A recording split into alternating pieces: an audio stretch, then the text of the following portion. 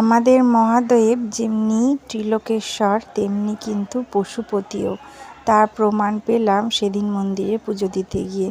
মন্দিরে যখন পুজো দিচ্ছিলাম খানিকক্ষণ পরেই শুনতে পেলাম কেউ একজন এই পশুটিকে, এই অবুঝ পশুটিকে তাড়াচ্ছে, ছেই ছেই করে তাড়াচ্ছে। তো ওখান থেকে একজন বললেন, মানে পুরোহিতই বোধহয় হবে ওখানকার, বললেন তাড়িও না, ওরাও তো ভগবানেরই সৃষ্টি, ওরাও ভগবানেরই সন্তান আমাদের মতো, তো ওকে খেতে দাও। খাচ্ছে। আর ওরা কিন্তু আমি দেখলাম মন্দির প্রাঙ্গণেই থাকে। কি সুন্দর ভগবানের মাথায় অর্পণ করা, মানে শিবের মাথায় অর্পণ করা দুধ চুমুর দিয়ে খেয়ে চুপচাপ গিয়ে মন্দিরের পাশেই শুয়ে পড়েছে। আর ওরা কিন্তু এদিক ওদিক যায়ও না, দেখলাম মন্দিরে যা প্রসাদ রান্না হয় ওদেরকে দেওয়া হয়, ওরা সেটাই খায়। আর এই যে শিবলিঙ্গতে যে দুধ চড়ানো হয় সেটাই খায়।